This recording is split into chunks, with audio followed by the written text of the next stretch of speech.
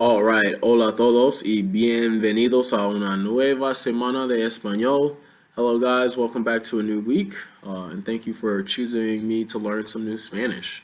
Vamos a empezar con el capítulo uno.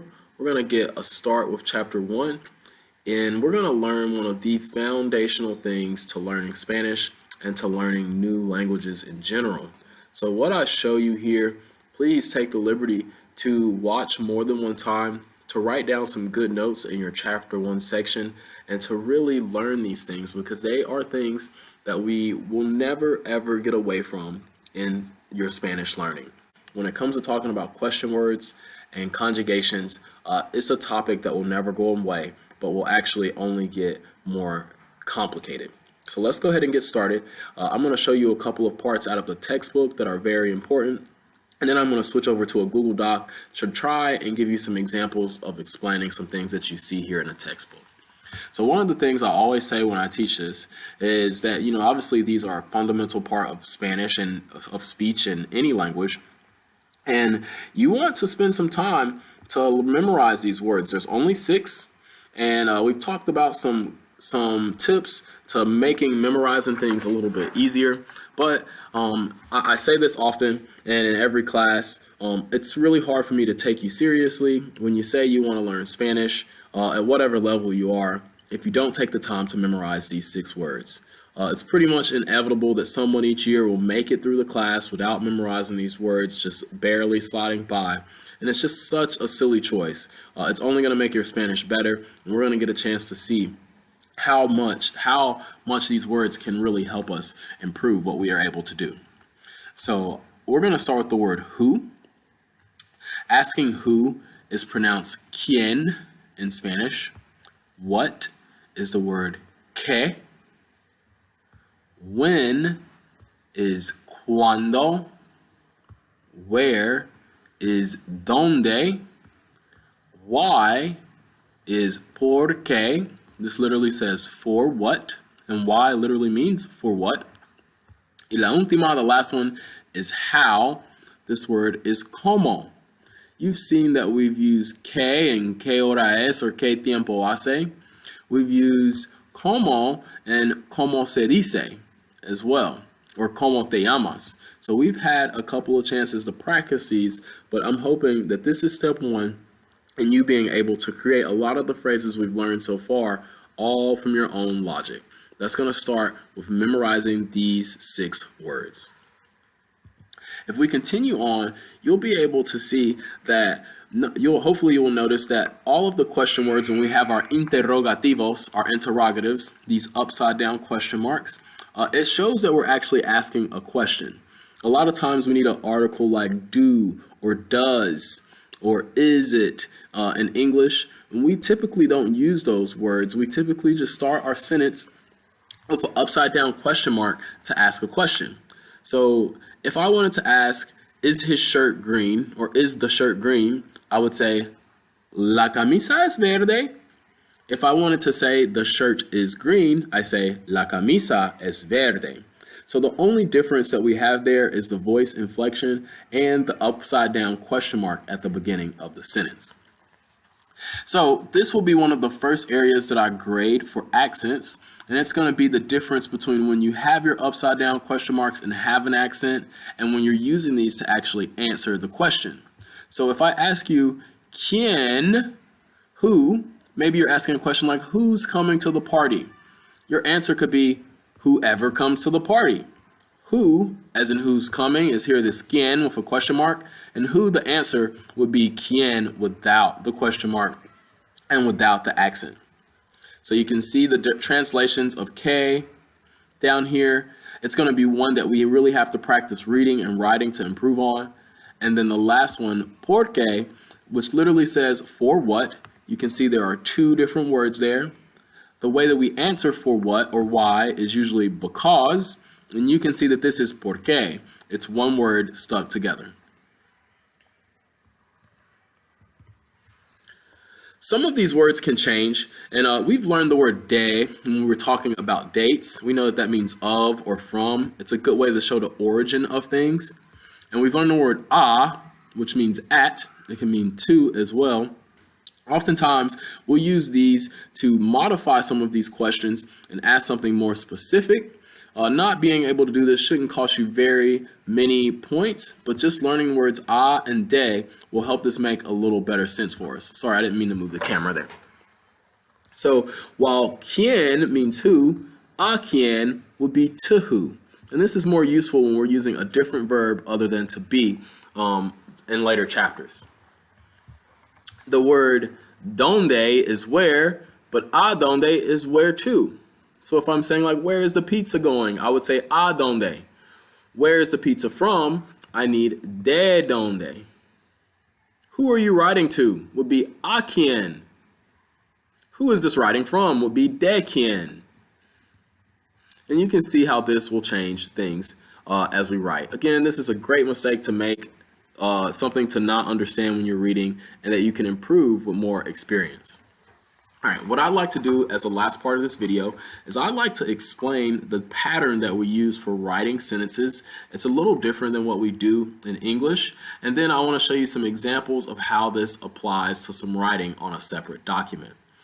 After this video, I'm going to teach you all conjugation. It will let me be able to add some different verbs into the green part of the sentence. And we'll have a second part of question and answers that will use every form of the verb ser. So what we're going to try and be able to do at the end of this lesson is to translate the last three questions where we can say something like, where is the class? And hopefully you can change that subject to whatever you need it to be. Who are the teachers? And maybe you can change this to whatever question and whatever subject you'd like it to be. And when are the students nice? So those three will be our last goal here in this video. In general, what we want to do is we want to choose a question word. That's one of these words on this list or one of the augmented versions of those same words here. We always will start our sentence with the question word if we're asking a question word. The second thing we're going to need is a verb. Right now, we've only practiced two main verbs in Spanish, the verb es, which is, and the verb son, which works for they are. So finally, the last thing we'll do is add in a subject. And if we're only using es or son, the only subjects we're going to use are third-person things or plural third-person things. So it's all going to boil down to being he, she, or it, or they and them for our subject. And we're going to try and be specific about who it is that we're talking about. I'm going to try and finish this in the next 2 minutes.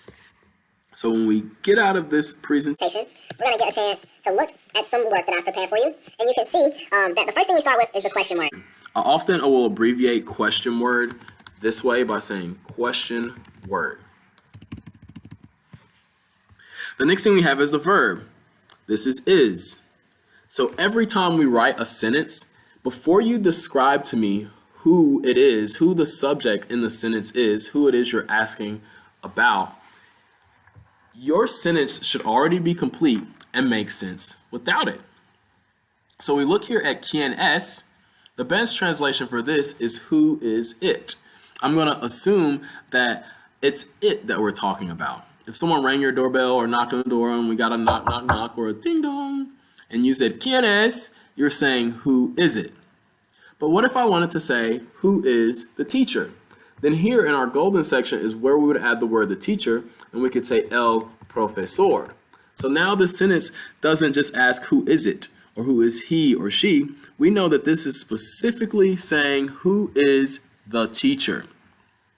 In this example, our pattern stays pretty close to what we do in English. Who is the teacher? So here we have a very similar situation on the next line where we have K, which means what is. And so here we're going to need another vocab word to explain what is something or ask what is something. So maybe I'm saying, ¿Qué es Taco Bell? Your answer would be Taco Bell es un restaurante. So here at first I had who is it or who is he or she, and our answer ended up being, or the subject ended up being the teacher. Here I started out with what is it or what is he or what is she, and this it actually ended up being Taco Bell. So I'm saying what is Taco Bell? Now, I could easily say, what is the teacher? Maybe he's a science teacher or a math teacher. While here, for this top one, for the next one, if I say, if I said, who is Taco Bell, it might make a little less sense. Cut.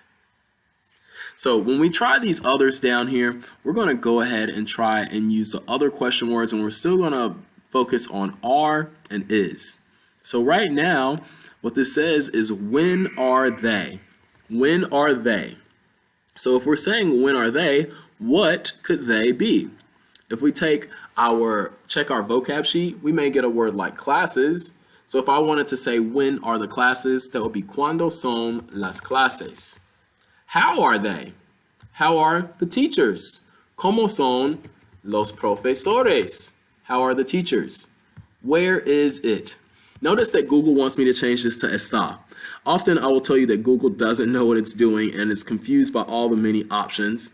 But here Google is right. And I know many Spanish teachers are going to be very strict about using ser versus estar. Right now, we're not talking about that, and I'm okay through chapters 1 and 2, you guys only using es, although it's not quite correct.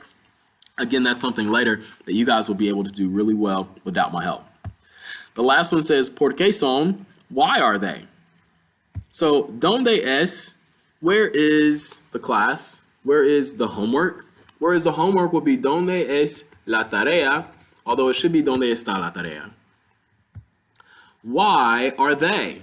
Why are they smart? Why are they funny? Why are they teachers? Why are they students? Why are they tall? Why are they short? Why are they funny? Why are they smart? All of those work great. So I'm going to use an adjective here, and I'm going to say, why are they lazy? And I want you to see that when I say, why are they lazy, we do have a full sentence. But if we wanted to add in a subject here and say who they was, it would come after this subject. So I would say, ¿por qué son perezosos? I'm sorry, because there's more than one person here. Los alumnos. And this will say, why are the students lazy? This will require practice. This will require you actually sending me something to check back. But try your best and see if you can pull off the last 3 sentences.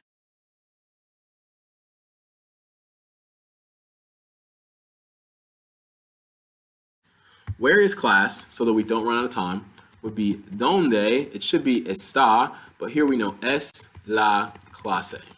Where is it? Where is the class? Who are the teachers?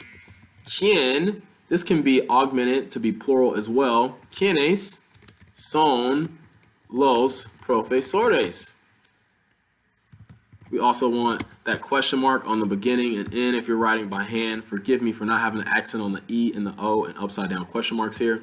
And our last one will be why. That's por qué son, are they, nice, simpáticos.